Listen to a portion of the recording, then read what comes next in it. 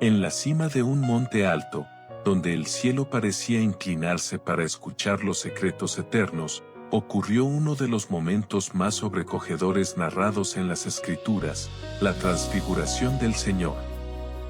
El relato se encuentra en el libro de Mateo capítulo 17, versículos 1 al 8, donde se nos muestra a Jesús resplandeciente como el sol, y sus vestiduras hechas blancas como la luz. No es un detalle aislado ni un simple despliegue de gloria, es una revelación cuidadosamente orquestada por el Padre. Allí, ante los ojos asombrados de Pedro, Jacobo y Juan, aparecen dos figuras que representan siglos de historia sagrada, Moisés y Elías. ¿Por qué ellos? ¿Por qué no Abraham, padre de la fe, según Génesis capítulo 12, versículo 1 al 3? ¿Por qué no David, el rey conforme al corazón de Dios, como declara 1 de Samuel capítulo 13, versículo 14? La respuesta se encuentra en el tejido mismo de la revelación bíblica. Moisés simboliza la ley, aquella que fue dada en medio del fuego según Éxodo capítulo 20, versículo 1 al 17. Elías encarna a los profetas, aquellos que clamaron al pueblo a volver al pacto, como se registra en 1 de Reyes capítulo 18, versículo 36 al 39. La presencia de ambos no es casualidad, es la convergencia de la ley y los profetas testificando que Jesús es el cumplimiento. Tal como el mismo Señor declararía más adelante en Mateo capítulo 5, versículo 17, no vino para abrogar la ley ni los profetas, sino para cumplirlos. La montaña se convierte así en tribunal celestial donde la historia antigua rinde homenaje al Hijo Eterno. El resplandor que brota de Cristo no es reflejo prestado, es la gloria que tenía con el Padre antes que el mundo fuese, como afirma Juan capítulo 17, versículo 5. La escena anuncia que todo lo que fue escrito apuntaba hacia Él, y que el tiempo de la sombra había terminado porque la realidad estaba allí, viva, radiante, soberana. Desde la espesura del misterio revelado, la escena se intensifica cuando comprendemos que Moisés no solo representa la ley, sino también el mediador del antiguo pacto. Deuteronomio capítulo 34, versículos 5 al 10, relata su muerte y declara que nunca más se levantó profeta como él, a quien el Señor conociera cara a cara. Sin embargo, en el monte de la transfiguración, ese mismo siervo aparece vivo, conversando con Jesús. Esto anuncia algo poderoso: la muerte no tiene dominio sobre los propósitos de Dios. El que recibió las tablas de piedra en el Sinaí ahora contempla al Verbo hecho carne. Hebreos capítulo 3, versículos 1 al 6, establece que Moisés fue fiel como siervo en la casa, pero Cristo es fiel como hijo sobre la casa. La diferencia es abismal. Moisés apuntaba hacia una promesa, Jesús es la promesa encarnada. Por otra parte, Elías no probó muerte común, pues según 2 de Reyes capítulo 2, versículo 11, fue llevado al cielo en un torbellino. Su aparición conecta el cielo y la tierra, mostrando que tanto los que murieron en esperanza como los que fueron trasladados esperan en Cristo su consumación. Malaquías capítulo 4, versículo 5, había profetizado que Elías vendría antes del día grande y terrible del Señor. Su presencia confirma que el tiempo mesiánico ha irrumpido.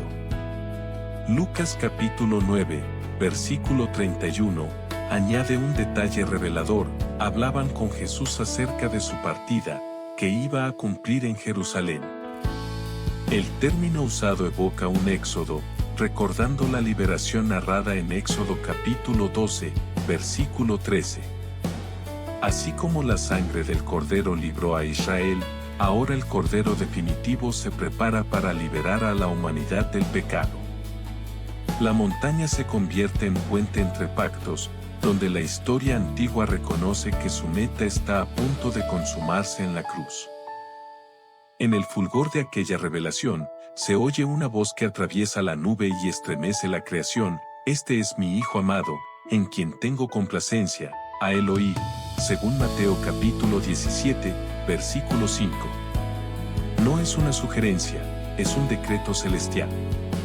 La ley habló por medio de Moisés, los profetas clamaron a través de Elías, pero ahora el Padre ordena escuchar al Hijo. Hebreos capítulo 1, versículos 1 y 2, declara que Dios, habiendo hablado muchas veces y de muchas maneras en otro tiempo a los padres por los profetas, en estos postreros días nos ha hablado por el Hijo. La aparición de Moisés y Elías no pretende equiparar su autoridad con la de Cristo, sino rendirla ante Él. Cuando la nube se disipa, los discípulos alzan los ojos y no ven a nadie sino a Jesús solo, como afirma Mateo capítulo 17, versículo 8. El mensaje es contundente, la revelación converge y se concentra en una sola persona. Isaías capítulo 42, versículo 1, había anunciado al siervo escogido en quien el alma de Dios se complace. Ahora esa complacencia es proclamada públicamente. La escena también recuerda lo sucedido en el Jordán, donde el cielo se abrió en Mateo capítulo 3, versículos 16 y 17, confirmando la identidad del Mesías. Sin embargo, en la montaña, el énfasis cambia, no solo es el Hijo amado, es la voz definitiva que debe ser obedecida. Deuteronomio capítulo 18, versículo 15, prometía que Dios levantaría un profeta como Moisés, y que a él oiría. La orden divina en la transfiguración conecta directamente con esa promesa. Moisés mismo, presente en gloria, parece señalar al cumplimiento de sus propias palabras. Así, la autoridad de la ley y la pasión de los profetas se inclinan ante la supremacía del Hijo, estableciendo que toda escritura encuentra su clímax en Cristo. Ante la majestuosidad de aquella escena, Pedro reacciona con el impulso humano de retener la gloria y propone hacer 3 enramadas, como narra Mateo capítulo 17, versículo 4. Su intención revela algo profundo, el deseo de colocar a Jesús al mismo nivel que Moisés y Elías. Pero el cielo interrumpe esa idea con la nube que los cubre y la voz que exalta únicamente al Hijo. La propuesta de 3 moradas es corregida por una sola declaración divina. Colosenses capítulo 2, versículo 17, enseña que las cosas antiguas eran sombra de lo que había de venir, pero el cuerpo es de Cristo. Moisés y Elías no son columnas paralelas a Jesús, son señales que apuntan hacia Él. El apóstol Pablo explicaría más adelante en Romanos capítulo 10, versículo 4, que el fin de la ley es Cristo, para justicia a todo aquel que cree. Esto no significa abolición caprichosa, sino consumación gloriosa. Jeremías capítulo 31, versículos 31 al 33, anunció un nuevo pacto no como el que fue hecho con los padres en el día que los tomó de la mano para sacarlos de Egipto. La transfiguración anticipa esa transición, del pacto escrito en piedra al pacto escrito en corazones. Segunda de Corintios capítulo 3, versículos 7 al 9, contrasta el ministerio de muerte grabado con letras en piedra con el ministerio del Espíritu que es más glorioso. La montaña se convierte en escenario donde la gloria antigua se reconoce superada por una gloria mayor.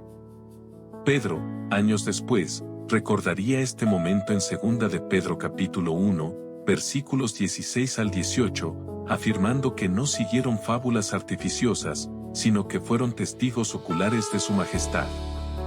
La experiencia no fue una visión simbólica sin sustancia, fue la revelación tangible de que toda la historia redentora converge en una sola persona cuya luz eclipsa toda sombra previa.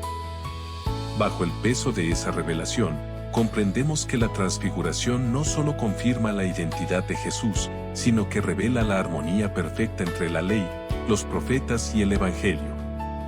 Lucas capítulo 24, versículos 27 y 44, declara que comenzando desde Moisés y siguiendo por todos los profetas, Jesús les explicaba lo que de él decían todas las Escrituras.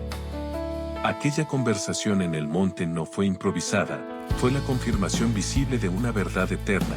Todo el antiguo pacto apuntaba hacia el Mesías sufriente y glorioso. Isaías capítulo 53, versículos 4 al 6, había descrito al siervo herido por nuestras rebeliones. Daniel capítulo 7, versículos 13 y 14, mostró al Hijo del Hombre recibiendo dominio eterno. En la transfiguración ambas imágenes convergen, el siervo que sufrirá y el rey que reinará. Moisés habló del profeta venidero, Elías defendió el honor de Dios frente a la apostasía, pero Jesús encarna tanto la palabra prometida como el poder manifestado. Hechos capítulo 3, versículos 22 y 23, reafirma que Moisés anunció que vendría un profeta como él, y que toda alma que no le oyere sería desarraigada. La voz del Padre en el monte confirma esa advertencia. Además, la presencia gloriosa anticipa la transformación futura de los creyentes, como enseña Filipenses capítulo 3, versículos 20 y 21, donde se promete que nuestro cuerpo será transformado para ser semejante al suyo en gloria. La transfiguración es, entonces, un adelanto del reino venidero. No es un episodio aislado en la vida de Cristo, sino una ventana abierta hacia la consumación. En aquel monte se abrazan el pasado profético y el futuro glorioso, mientras el presente proclama que Jesús es el centro inamovible del plan divino. Mientras descienden del monte, Jesús ordena algo sorprendente, que no digan a nadie la visión hasta que el Hijo del Hombre resucite de los muertos, como se lee en Mateo capítulo 17, versículo 9. El silencio temporal tiene un propósito estratégico. La gloria sin la cruz sería malinterpretada, el poder sin el sacrificio produciría expectativas distorsionadas. Marcos capítulo 8, versículos 31 al 33, muestra cómo Pedro había rechazado la idea de un Mesías sufriente. Por eso, la revelación debía esperar el momento adecuado. Eclesiastés capítulo 3, versículo 1, declara que todo tiene su tiempo señalado. La transfiguración debía ser comprendida a la luz de la resurrección. Cuando Cristo venciera la muerte, entonces la gloria vista en el monte tendría pleno sentido. Romanos capítulo 1, versículo 4, afirma que Jesús fue declarado Hijo de Dios con poder por la resurrección de entre los muertos. Lo que los discípulos contemplaron anticipadamente sería confirmado públicamente en la tumba vacía. Además, al descender, preguntan por la venida de Elías, según Mateo capítulo 17, versículo 10. Jesús responde señalando que Elías ya vino, refiriéndose a Juan el Bautista, como se explica en Mateo capítulo 17, versículos 11 al 13. Malaquías capítulo 3, versículo 1, había anunciado al mensajero que prepararía el camino. Así, la presencia literal de Elías en la visión y el cumplimiento espiritual en Juan muestran la profundidad del plan divino. La revelación no es superficial, es multiforme. Primera de Pedro capítulo 1, versículos 10 y 11, enseña que los profetas inquirieron acerca del tiempo y las circunstancias señaladas por el Espíritu de Cristo. En el monte, ese misterio comienza a disiparse. La historia avanza hacia Jerusalén, donde la gloria se vestirá de aparente derrota para manifestar victoria eterna. Al tocar tierra nuevamente en el valle, el contraste es inmediato, de la gloria deslumbrante a la necesidad humana más urgente. Mateo capítulo 17, versículos 14 al 18, narra cómo un padre desesperado suplica por su hijo atormentado, y los discípulos no habían podido liberarlo. Este descenso ilustra una verdad profunda: la revelación en la cima prepara para el servicio en el valle. La visión no fue dada para aislarlos del mundo, sino para fortalecerlos frente a él.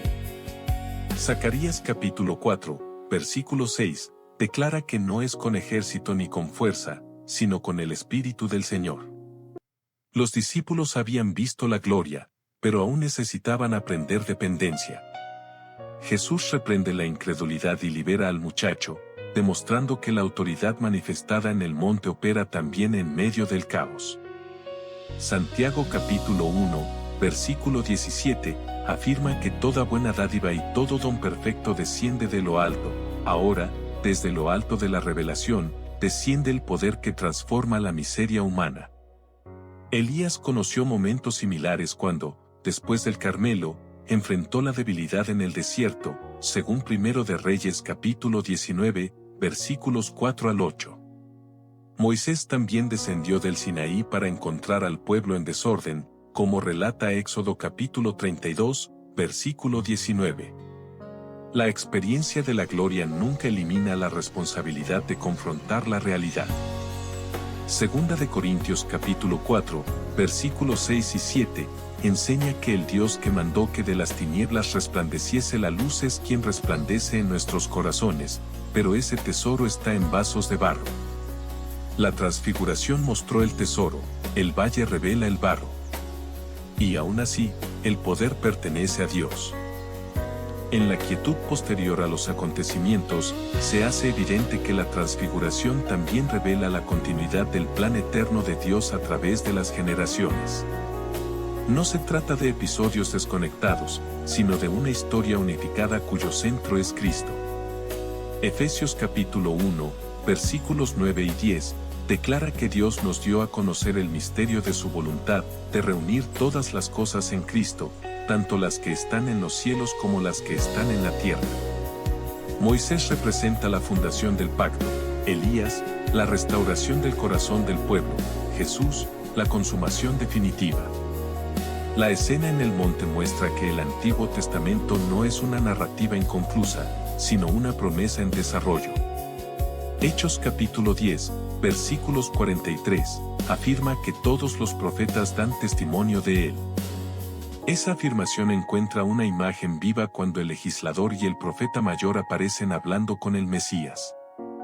El Salmo capítulo 2, versículos 7 y 8, había proclamado al Hijo establecido por decreto divino. Ahora, en la montaña, ese decreto resuena nuevamente desde la nube. Incluso la experiencia recuerda el Sinaí, donde la nube cubrió el monte según Éxodo capítulo 24, versículos 15 y 16. Sin embargo, hay una diferencia crucial: en el Sinaí el pueblo permaneció a distancia, en la transfiguración, 3 discípulos son invitados a contemplar. Hebreos capítulo 12, versículos 22 al 24, enseña que nos hemos acercado al monte de Sión y al mediador del nuevo pacto. La revelación ya no está envuelta en prohibición, sino en acceso.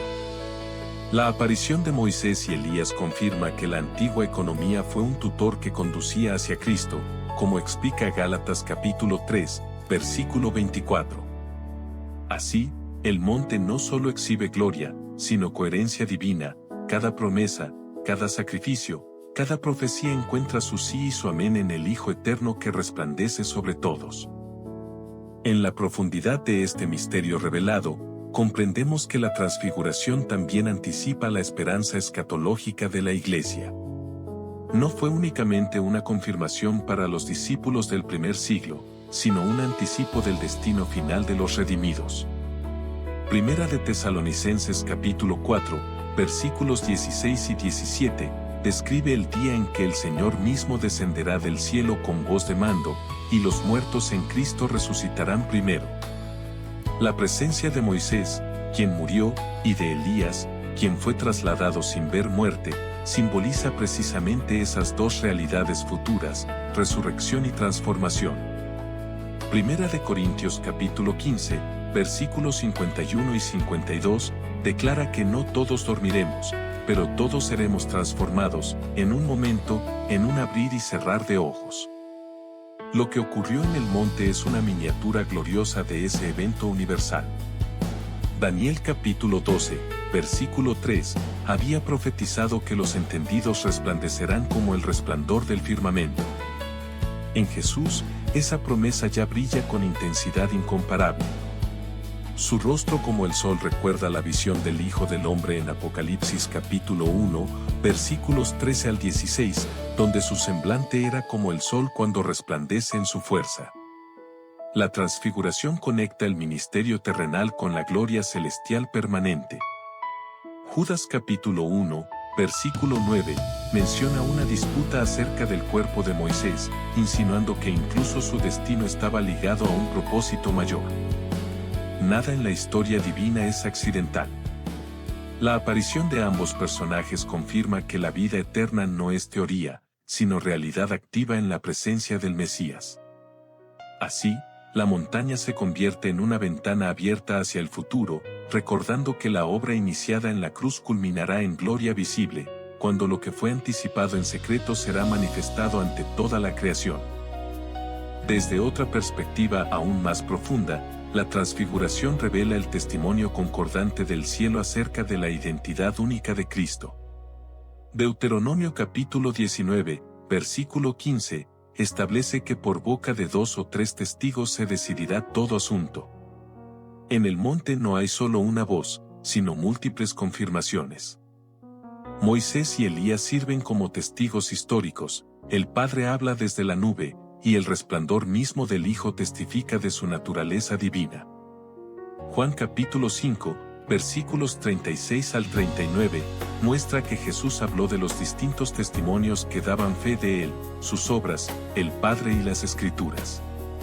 La transfiguración reúne esos elementos en un solo momento.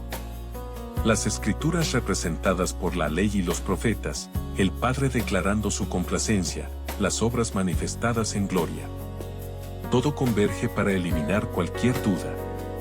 Isaías capítulo 48, versículo 16, habla de aquel enviado por el Señor y por su Espíritu, insinuando la comunión divina que se revela plenamente en el nuevo pacto. Aquí, la voz del Padre y la presencia del Hijo bajo la sombra de la nube evocan esa comunión eterna.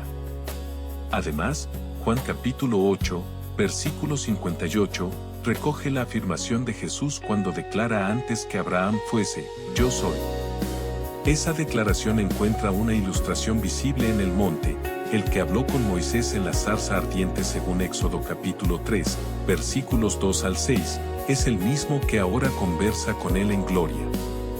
No es un sucesor, es el Señor de la historia. La transfiguración, entonces, no solo demuestra cumplimiento profético, sino identidad divina.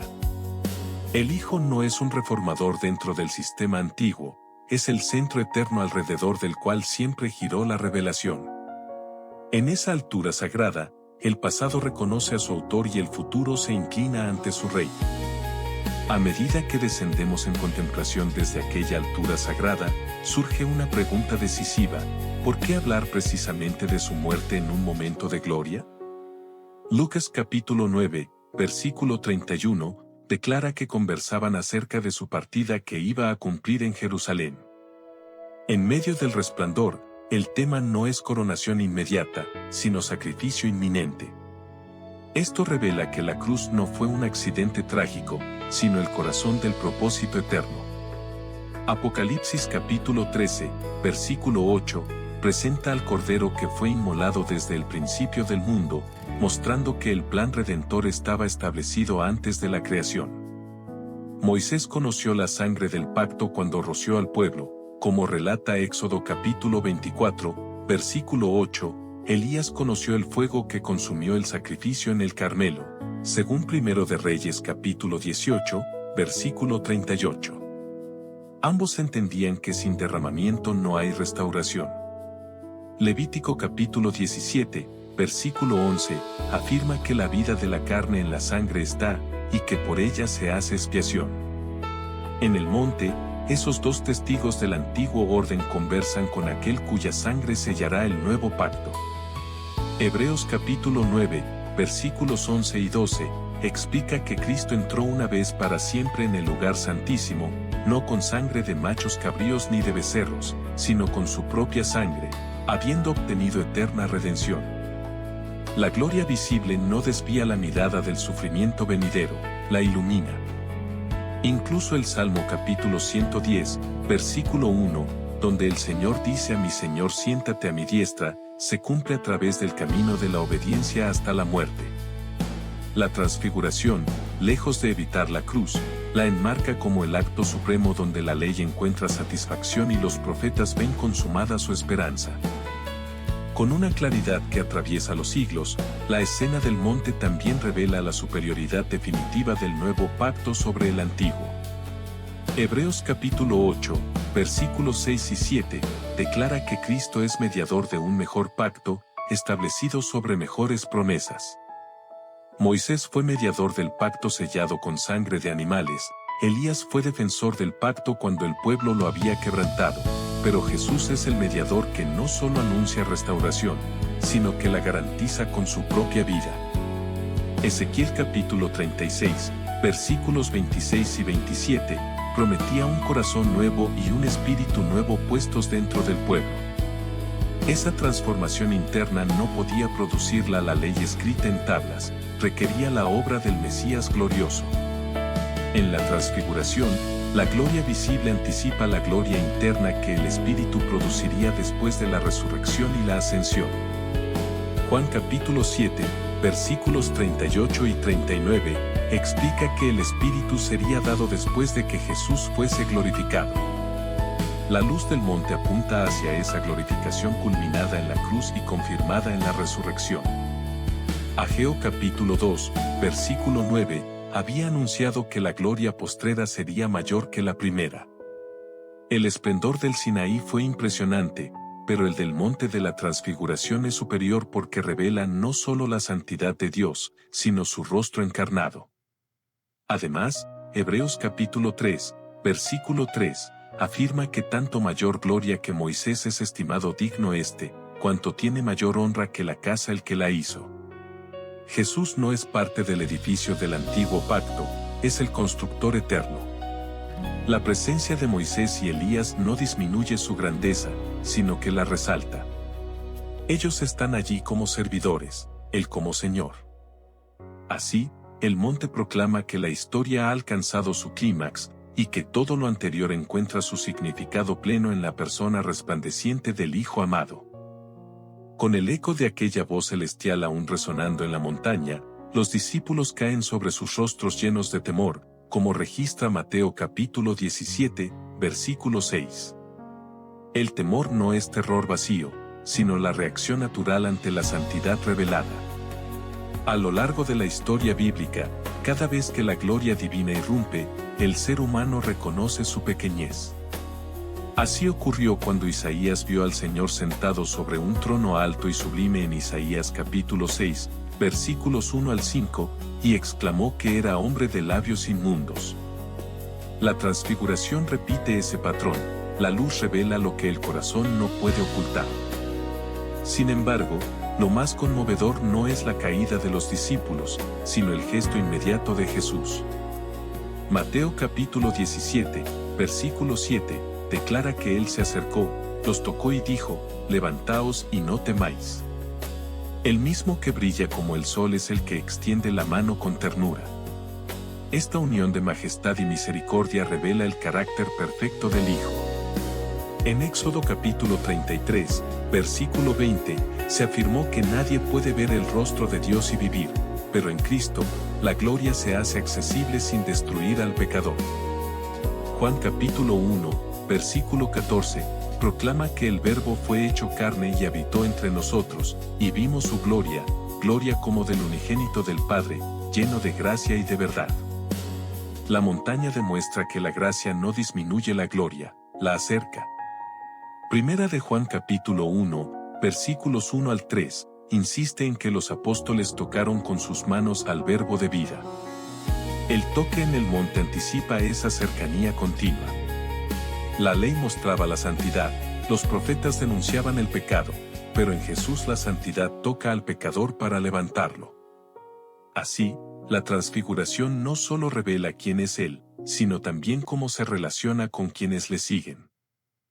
En la contemplación de este momento sublime, descubrimos que la transfiguración también desenmascara la verdadera naturaleza del reino de Dios.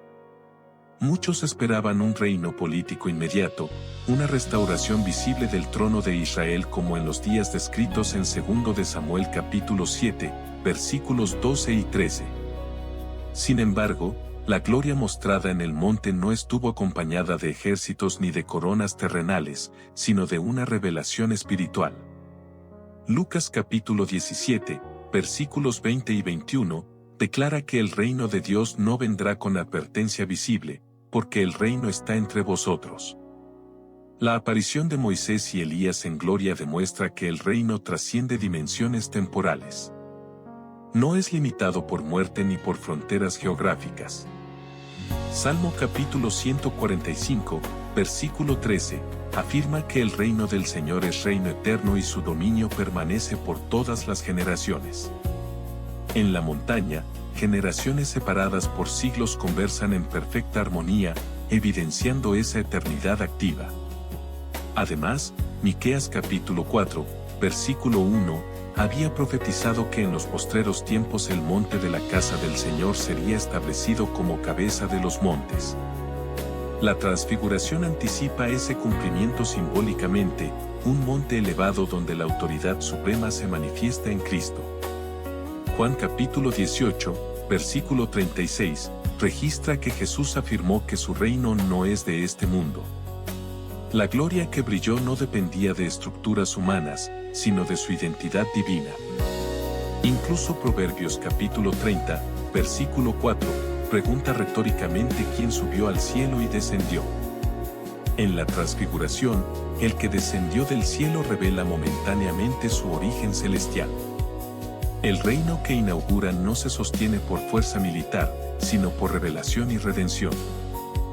En la intensidad luminosa de aquella altura, también se revela la relación inseparable entre gloria y obediencia. La transfiguración no ocurre al inicio del ministerio, sino después de que Jesús anuncia su sufrimiento, como se observa en Mateo capítulo 16, versículos 21 al 24. Primero la cruz es declarada, luego la gloria es mostrada. Este orden no es accidental, es el patrón del reino. Proverbios capítulo 4, versículo 18, afirma que la senda del justo es como la luz de la aurora que va en aumento hasta que el día es perfecto. La luz del monte es anticipo del día perfecto, pero pasa por la sombra del Gólgota. Isaías capítulo 50, versículos 6 y 7, describe al siervo que ofrece su espalda a los heridores y afirma que no será avergonzado porque el Señor le ayuda. Esa determinación obediente es la que conduce a la manifestación gloriosa.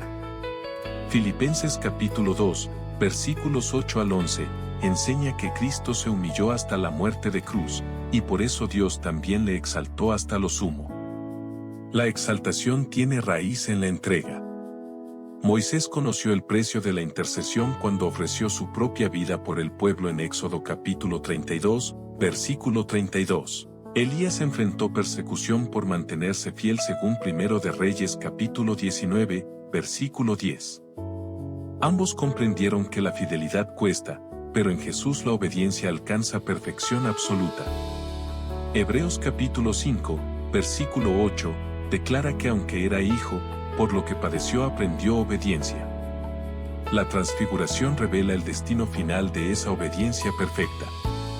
No es solo una muestra de poder, sino una confirmación de que el camino del sacrificio culmina en gloria eterna. Así, el monte proclama que el sufrimiento del Mesías no contradice su identidad, sino que la autentica, y que la obediencia al Padre es la senda que conduce a la manifestación plena del reino. Desde la perspectiva de la revelación progresiva, la transfiguración también actúa como un punto de transición decisivo en el ministerio de Jesús. Hasta ese momento, muchas de sus obras habían sido interpretadas con asombro, pero todavía con confusión respecto a su identidad. Mateo capítulo 16, versículos 15 al 17, recoge la confesión de Pedro declarando que él es el Cristo, el Hijo del Dios viviente. La transfiguración confirma celestialmente esa confesión humana. No es solo una opinión inspirada, es una verdad respaldada por la gloria del cielo. Números capítulo 12, versículos 6 al 8, establece que con Moisés Dios hablaba cara a cara, claramente y no por figuras. Sin embargo, en el monte, Moisés aparece escuchando al Hijo, mostrando que ahora la revelación suprema fluye a través de Cristo. Juan capítulo 12, versículos 23 y 24, presenta a Jesús anunciando que la hora ha llegado para que el Hijo del Hombre sea glorificado, comparándose con el grano de trigo que debe morir para llevar fruto. La transfiguración anticipa esa glorificación, pero deja claro que pasa por la muerte. Amós capítulo 3, versículo 7, declara que el Señor no hace nada sin revelar su secreto a sus siervos los profetas. En la montaña, el secreto del plan redentor es compartido brevemente con los discípulos, preparándolos para el escándalo de la cruz. Segunda de Corintios capítulo 1, versículo 20, afirma que todas las promesas de Dios son en el sí y en el amén. La presencia conjunta de la ley y los profetas confirma que la historia ha llegado a su cumplimiento decisivo. Así, el monte no es un simple paréntesis glorioso, sino un umbral. Desde allí, el camino se dirige resueltamente hacia Jerusalén, donde lo que fue revelado en esplendor será sellado con sangre y confirmado con resurrección. En la amplitud de esta revelación, también contemplamos cómo la transfiguración reafirma la unidad inseparable entre el cielo y la tierra en la persona de Cristo. Génesis capítulo 28, versículos 12 y 13, narra el sueño de Jacob donde una escalera unía ambos ámbitos y los ángeles subían y descendían. Jesús mismo retoma esa imagen en Juan capítulo 1, versículo 51, declarando que verían el cielo abierto y a los ángeles de Dios subir y descender sobre el Hijo del Hombre. En el monte, esa conexión se hace visible, lo celestial irrumpe en lo terrenal sin ruptura ni confusión. Moisés, representante de una generación pasada, y Elías, profeta de fuego, aparecen dialogando con aquel que une ambos mundos. Job capítulo 19, versículos 25 y 26, expresa la esperanza de ver a Dios en la carne. En la transfiguración, esa esperanza toma forma concreta. Cristo no es solo mensajero del cielo, es el punto de encuentro entre lo eterno y lo temporal. Colosenses capítulo 1, versículos 16 y 17, afirma que en Él fueron creadas todas las cosas y que en Él subsisten. Por eso, cuando su gloria se manifiesta, no se trata de una energía externa, sino de la revelación de quien sostiene el universo. Incluso el testimonio de los discípulos después de la resurrección, como se registra en Hechos capítulo 1, versículos 9 al 11, muestra que el que ascendió es el mismo que volverá. La transfiguración anticipa esa ascensión gloriosa. Salmo capítulo 97, versículo 6, declara que los cielos anuncian su justicia y todos los pueblos ven su gloria. En el monte, 3 hombres contemplan lo que un día toda la humanidad reconocerá. Así, la aparición de Moisés y Elías no solo valida el pasado, también confirma que el puente entre Dios y el hombre está firme en Cristo, el mediador perfecto que une lo invisible con lo visible en una sola persona gloriosa. En la majestuosidad de aquel instante, también se revela una verdad esencial acerca de la revelación misma. Dios se da a conocer gradualmente, pero en Cristo se manifiesta plenamente. Oseas capítulo 6, versículo 3, invita a conocer y proseguir en conocer al Señor. Esa progresión alcanza su punto culminante en la transfiguración. Lo que antes fue revelado en símbolos, sombras y figuras, ahora brilla en forma personal. Hebreos capítulo 10, versículo 1, explica que la ley tenía la sombra de los bienes venideros, no la imagen misma de las cosas. En el monte, la imagen verdadera está de pie, radiante, mientras la sombra conversa con su cumplimiento. Moisés contempló la gloria de espaldas según Éxodo capítulo 33, versículo 23, ahora lo ve cara a cara en el Hijo. Elías escuchó el silbo apacible y delicado en Primero de Reyes capítulo 19, versículo 12, ahora oye la voz del Padre exaltando al Hijo amado. La revelación que antes era fragmentaria ahora es total. Juan capítulo 14, versículo 9, recoge las palabras de Jesús, el que me ha visto a mí, ha visto al Padre. La transfiguración es una ilustración visible de esa afirmación. Además, Segunda de Corintios capítulo 4, versículo 4, habla de la gloria de Cristo, el cual es la imagen de Dios. Esa imagen resplandece momentáneamente ante los discípulos para fortalecer su fe futura. Incluso el Salmo capítulo 36, versículo 9, declara que en tu luz veremos la luz. La luz que irradia en el monte no solo ilumina el rostro de Jesús, sino el entendimiento de quienes le contemplan. La presencia de Moisés y Elías confirma que el conocimiento previo de Dios era auténtico, pero parcial. Ahora, la plenitud ha llegado. Así, el monte proclama que la historia de la revelación alcanza su clímax no en un sistema, sino en una persona viva cuya gloria no se apaga. En el despliegue de esta gloria también se percibe una confrontación silenciosa contra toda idolatría espiritual. A lo largo de la historia de Israel, el pueblo fue tentado a absolutizar los medios y olvidar el fin. Jeremías capítulo 7, versículo 4, advierte contra confiar en el templo como si la estructura sustituyera la presencia divina. De manera similar, la propuesta de Pedro de levantar 3 enramadas refleja la inclinación humana a institucionalizar la experiencia en lugar de comprender su propósito.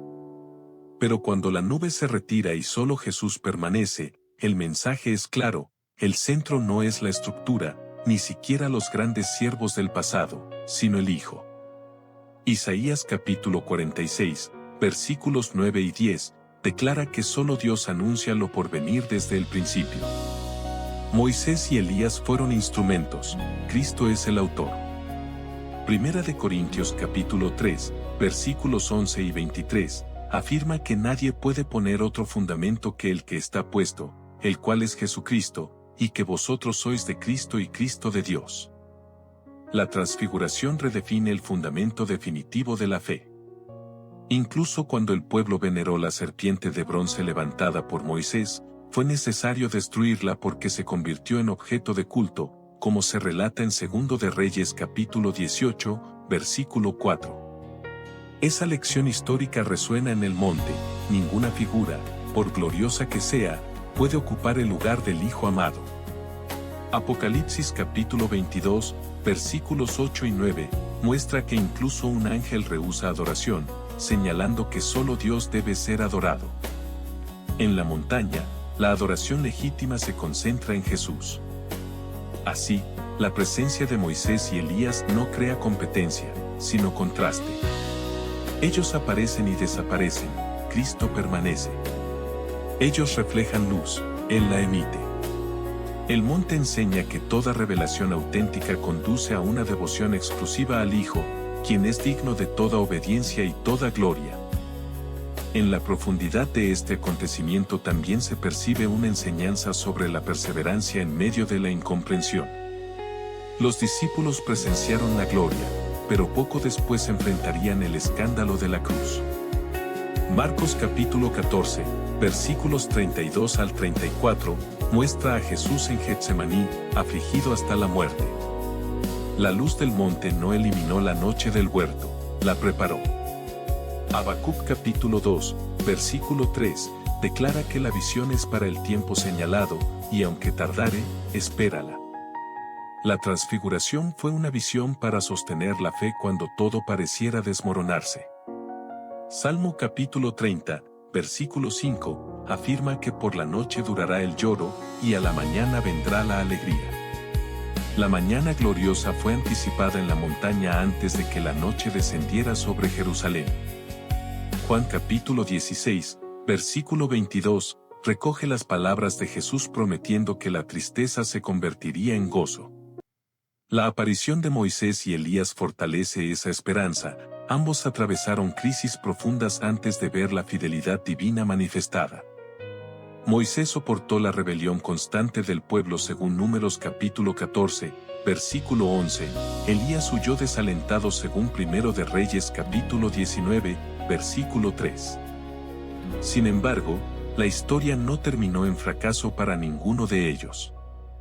Santiago capítulo 5, versículos 10 y 11, exhorta a tomar como ejemplo de aflicción y paciencia a los profetas que hablaron en nombre del Señor. En la transfiguración, esos ejemplos están vivos y glorificados, confirmando que la fidelidad tiene recompensa eterna. Así, el monte no solo revela quién es Jesús, sino que equipa a sus seguidores para permanecer firmes cuando la gloria parezca ocultarse tras el sufrimiento. La visión sostiene la obediencia, y la esperanza alimenta la constancia hasta que la promesa se cumpla plenamente. En el corazón de esta revelación también late una afirmación poderosa sobre la autoridad suprema de Cristo sobre la historia. Isaías capítulo 41, versículo 4, proclama que el Señor es el primero y con los postreros es el mismo. En la transfiguración, esa declaración se hace visible. El primero de la ley y el profeta ardiente del pasado se encuentran conversando con aquel que es eterno. No es la historia la que define a Jesús, es Jesús quien sostiene la historia. Hebreos capítulo 13, versículo 8, afirma que Jesucristo es el mismo ayer, y hoy, y por los siglos. Moisés vivió siglos antes, Elías, generaciones después, pero en el monte el tiempo se pliega ante la eternidad del Hijo. Eclesiastés capítulo 1, versículo 9, declara que no hay nada nuevo debajo del sol, pero en Cristo se revela algo mayor que el sol mismo, una gloria que trasciende el ciclo humano. Apocalipsis capítulo 1, versículo 8, presenta al Señor como el Alfa y la Omega, principio y fin. La transfiguración es una ilustración anticipada de esa soberanía total. Incluso el testimonio de Pedro años después, en Hechos capítulo 4, versículo 12, confirma que no hay otro nombre bajo el cielo dado a los hombres en que podamos ser salvos. La exclusividad de ese nombre se manifiesta cuando Moisés y Elías desaparecen y solo Jesús queda ante los discípulos.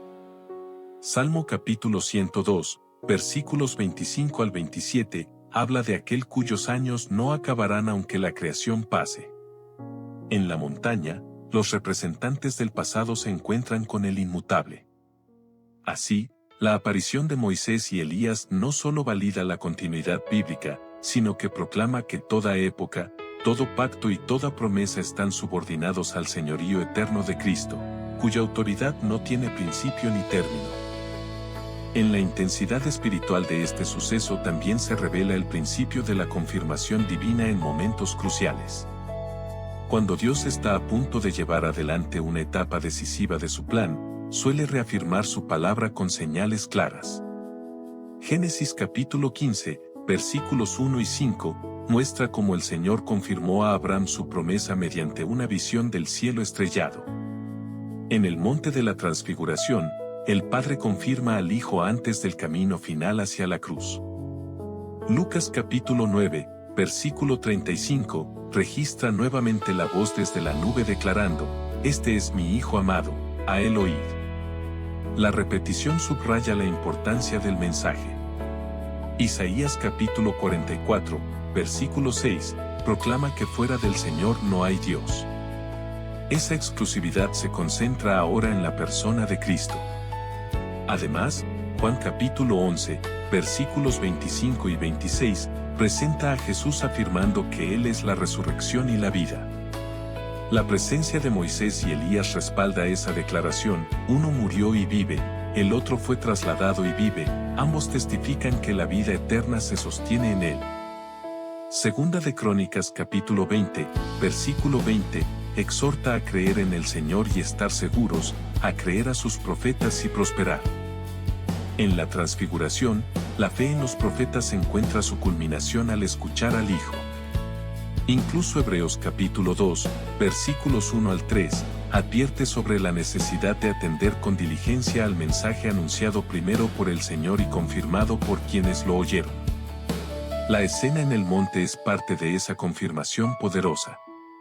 Así, antes del sacrificio supremo, el cielo ratifica públicamente la identidad y misión de Cristo.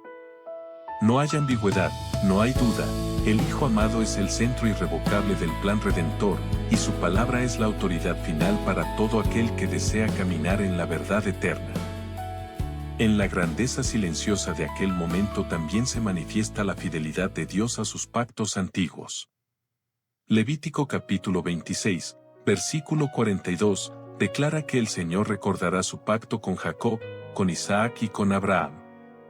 La aparición de Moisés y Elías confirma que la memoria divina no se desvanece con el paso de los siglos.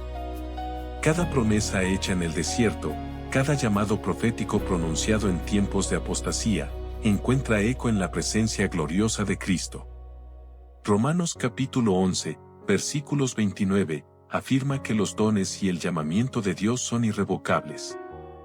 La historia de Israel no fue un experimento fallido, sino una preparación sagrada.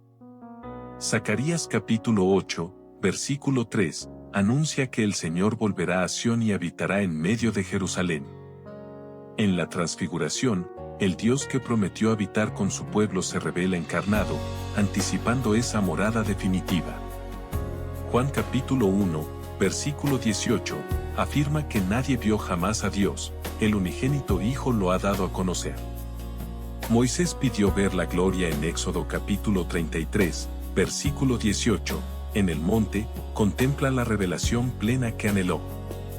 Elías, que defendió el honor del Señor frente a la idolatría según Primero de Reyes capítulo 18, versículo 21, ahora presencia la vindicación suprema del nombre divino en el Hijo amado. Segunda de Timoteo capítulo 2, versículo 13, declara que aunque seamos infieles, Él permanece fiel. La transfiguración es una proclamación de esa fidelidad inquebrantable. Dios no abandonó su palabra, la cumplió en Cristo. Así, la montaña se convierte en un altar de memoria donde la historia redentora demuestra que cada pacto, cada sacrificio y cada anuncio profético fueron pasos firmes hacia la revelación gloriosa del Mesías que ahora resplandece como cumplimiento perfecto. En la profundidad espiritual de este acontecimiento también se percibe el llamado a una transformación interior semejante a la que los discípulos contemplaron externamente. Romanos capítulo 12, versículo 2, exhorta a no conformarse a este siglo, sino a ser transformados mediante la renovación del entendimiento. La palabra transformados evoca la misma raíz que describe la transfiguración de Jesús. Lo que en él fue manifestación de gloria inherente, en nosotros es obra progresiva de gracia. Segunda de Corintios capítulo 3, versículo 18, declara que somos transformados de gloria en la misma imagen, como por el Espíritu del Señor. La montaña no solo revela quién es Cristo, sino en que somos llamados a convertirnos por su poder. Salmo capítulo 17, versículo 15, expresa la esperanza de despertar a su semejanza. Esa semejanza comenzó a brillar en el rostro del Señor ante los discípulos. Efesios capítulo 5, versículos 8 y 9, recuerda que antes éramos tinieblas, pero ahora somos luz en el Señor, andad como hijos de luz. La luz que resplandeció en el monte no es solo contemplativa, es convocante.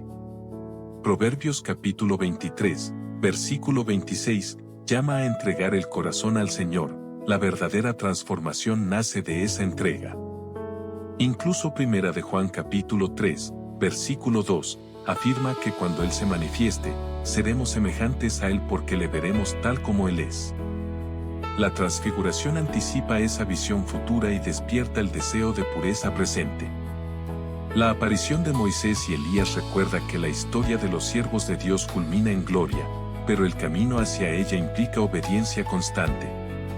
Así, el monte no solo exhibe esplendor divino, sino que invita a una vida renovada, donde la luz de Cristo se refleje progresivamente en quienes le siguen con corazón rendido y esperanza firme.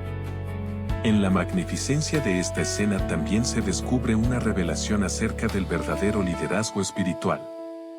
Moisés fue el libertador que guió al pueblo fuera de Egipto según Éxodo capítulo 3, versículo 10. Elías fue el profeta que confrontó reyes y restauró altares derribados según Primero de Reyes capítulo 18, versículo 30. Ambos ejercieron liderazgo poderoso, pero en el monte aparecen en actitud de diálogo reverente con Jesús. Esto enseña que toda autoridad auténtica encuentra su legitimidad y su límite en Cristo. Mateo capítulo 20, versículos 25 al 28, registra que el Hijo del Hombre no vino para ser servido, sino para servir y para dar su vida en rescate por muchos. La gloria revelada no contradice ese servicio, lo corona. Números capítulo 12, versículo 3, describe a Moisés como muy manso, sin embargo, su mansedumbre era sombra de la perfecta humildad de Cristo. Zacarías capítulo 9, versículo 9, profetiza acerca del rey que viene humilde y cabalgando sobre un asno. Ese rey es el mismo que resplandece en el monte. Primera de Pedro capítulo 5, versículos 2 al 4, exhorta a pastorear el rebaño no por fuerza, sino voluntariamente, esperando la aparición del príncipe de los pastores. La transfiguración muestra quién es ese príncipe. Incluso Deuteronomio capítulo 31, versículo 8, asegura que el Señor va delante de su pueblo, en Cristo esa guía se hace personal y visible. La presencia de Moisés y Elías subraya que los líderes más grandes de la historia bíblica no son el destino final, sino señales que apuntan al Pastor Supremo. Así, el monte redefine el concepto de grandeza. La verdadera autoridad no reside en títulos ni en hazañas pasadas, sino en la obediencia perfecta y en la comunión eterna con el Padre que solo el Hijo encarna plenamente. En la vastedad teológica de este acontecimiento también se percibe la dimensión sacerdotal de Cristo revelada en gloria. Moisés consagró sacerdotes según lo establecido en Levítico capítulo 8, versículos 6 al 12, Elías restauró el altar y ofreció sacrificio aceptable en Primero de Reyes capítulo 18, versículos 33 al 36. Ambos estuvieron ligados al culto y a la mediación. Sin embargo, en el monte aparece aquel que no solo oficia, sino que es el sacrificio y el sumo sacerdote definitivo. Hebreos capítulo 4, versículos 14 al 16, declara que tenemos un gran sumo sacerdote que traspasó los cielos, Jesús el Hijo de Dios. La transfiguración anticipa esa entrada gloriosa en la presencia eterna. Salmo capítulo 110, versículo 4, afirma que el Señor juró y no se arrepentirá, tú eres sacerdote para siempre según el orden de Melquisedec. Esa declaración encuentra su encarnación visible en el Hijo resplandeciente. Además, Juan capítulo 17, versículo 1, muestra a Jesús elevando su oración sacerdotal poco antes de la cruz, pidiendo ser glorificado con la gloria que tuvo antes que el mundo fuese. La luz del monte confirma que esa gloria le pertenece por derecho eterno. Éxodo capítulo 28, versículo 2, habla de vestiduras sagradas para honra y hermosura. En la transfiguración, las vestiduras de Cristo se tornan blancas y deslumbrantes, no por tejido humano, sino por gloria inherente. Primera de Timoteo capítulo 2, versículo 5, afirma que hay un solo mediador entre Dios y los hombres, Jesucristo hombre. La aparición de Moisés y Elías como figuras históricas de mediación resalta que su función fue temporal, la de Cristo es eterna. Así, el monte proclama que el culto verdadero alcanza su plenitud en él, quien une en sí mismo altar, sacrificio y sacerdote en una sola persona gloriosa y suficiente. En la amplitud de este misterio también se percibe una revelación acerca de la gloria futura de la creación misma.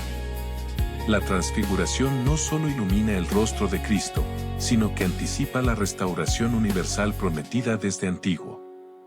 Isaías capítulo 65, versículo 17, anuncia cielos nuevos y tierra nueva donde las cosas pasadas no serán recordadas. La luz que brota en el monte es un destello de esa renovación venidera. Romanos capítulo 8, versículos 19 al 21, declara que la creación aguarda con anhelo la manifestación de los hijos de Dios, esperando ser libertada de la esclavitud de corrupción. En la montaña, por un instante, la corrupción parece suspendida y la gloria irrumpe en el tiempo. Moisés contempló la tierra prometida desde lejos según Deuteronomio capítulo 34, versículo 1, Elías cruzó el Jordán antes de ser llevado en gloria según Segundo de Reyes capítulo 2, versículo 8. Ambos vivieron anticipos de promesas mayores. Sin embargo, en Cristo la promesa alcanza su forma definitiva. Apocalipsis capítulo 21, versículos 1 al 3, describe la morada de Dios con los hombres en un escenario transformado. La transfiguración es como una ventana abierta hacia esa realidad futura. Incluso el Salmo capítulo 96, versículo 11, convoca a los cielos y a la tierra a alegrarse delante del Señor. En el monte, cielo y tierra parecen celebrar juntos la revelación del Hijo.